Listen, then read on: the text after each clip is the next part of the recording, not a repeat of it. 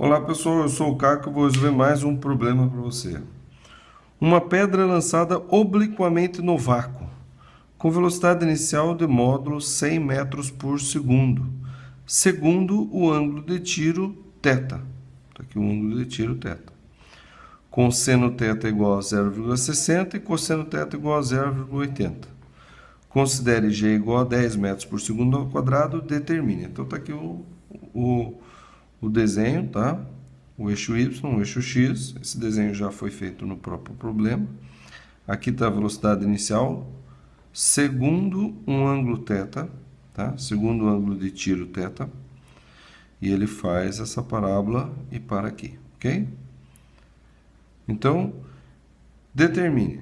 Lembrando, G igual a 10, então a gravidade ela puxa o objeto para baixo. Tá? Então, G igual a 10 metros por segundo ao quadrado. Agora, veja só uma coisa. O eixo Y, ele está orientado, aqui está a origem, então para mais 1, mais 2, mais 3, então o sentido positivo do eixo Y é para cima é positivo. Então a gravidade ela vai ser o quê? Negativa, porque ela está para baixo, tá? A gente estabelece um sentido positivo, e o sentido positivo está determinado pelo eixo. Então, aqui a posição 0, a altura 1, 2, 3, aumenta para cima. Como a gravidade é para baixo, então ela é negativa. Isso vai ser útil quando a gente for utilizar no cálculo das coisas que estão sendo pedido pelo problema. Outra coisa, esse problema, o jeito que está sendo resolvido aqui, que foi sugerido pelo livro, tá? É o passo a passo para se calcular o alcance e a altura máxima. Tá aqui, veja as últimas coisas, é alcance máximo, altura máxima e o alcance horizontal. Então, é basicamente isso daqui que você vai ter que fazer sempre que você tiver que calcular a altura máxima e o alcance, você vai ter que fazer esse passo a passo, tá? Então, primeiro, componente horizontal e vertical da velocidade. Então, componente horizontal, a gente traça uma paralela aqui na vertical, ao eixo Y, tá? E daí você vai ter aqui a velocidade Vx, tá aqui Vx. Aí, paralela ao eixo X, aqui você vai ter a componente Vy, tá? Então, Vx e Vy, tá? Vx e Vy, que feio, mas tudo bem, você vai entender. Vx e Vy sempre vai ser a velocidade inicial vezes alguma coisa, tá? Velocidade inicial vezes alguma coisa. Agora, para saber que coisa que você vai multiplicar, que vai ser ou seno ou cosseno, você vai utilizar a regra do CC e do cocô. Quer ver? Vx está colado no ângulo θ, certo? Então, Vx está colado, então você vai usar o cosseno, cocô.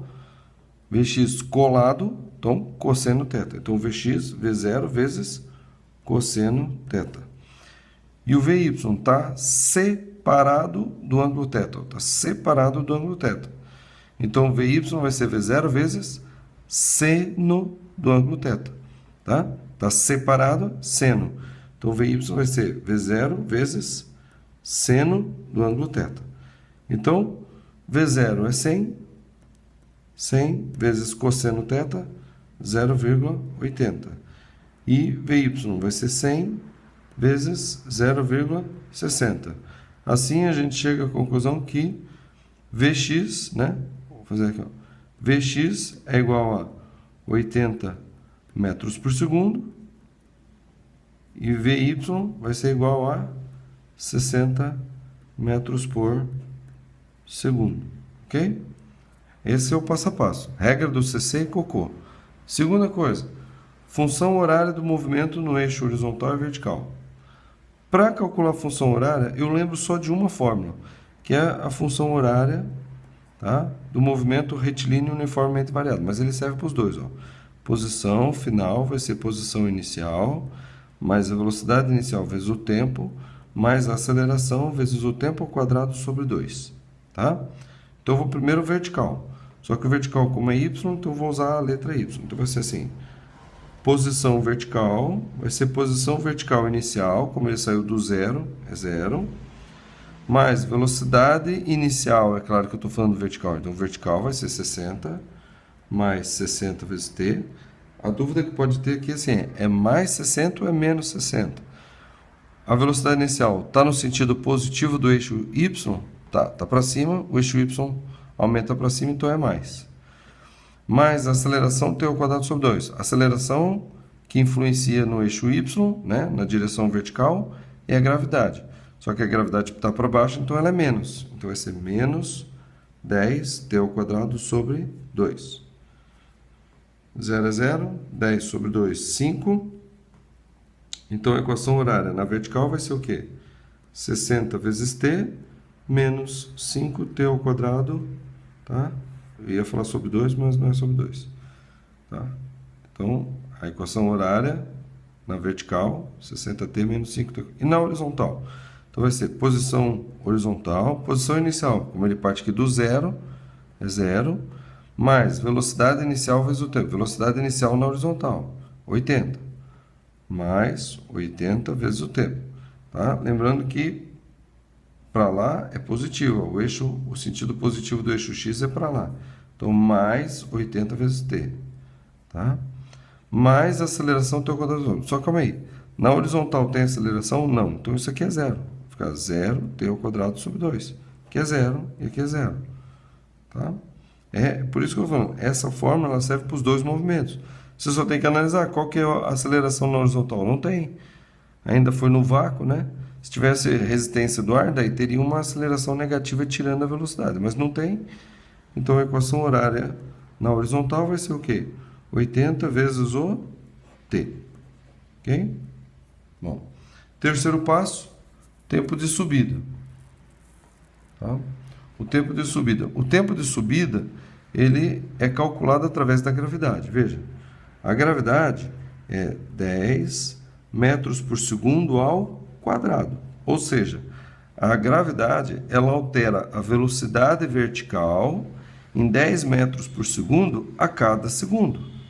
Então, se a velocidade vertical é 60 metros por segundo, tá? Ele sobe a 60 metros por segundo no começo, então, a cada segundo de subida, a velocidade vai perder 10 metros por segundo.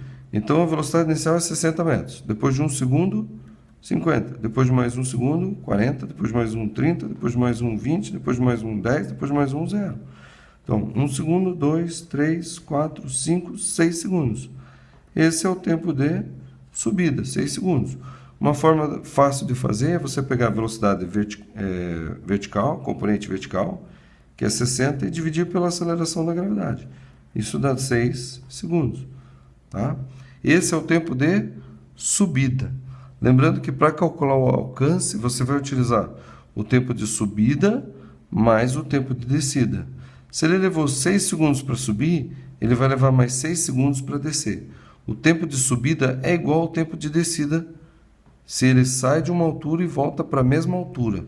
O tempo de subida é o mesmo tempo de descida. Então, para o alcance horizontal, eu vou utilizar 12 segundos, que é o tempo total. Para a altura máxima, eu vou usar só 6 segundos. E a altura máxima eu vou usar o que para calcular?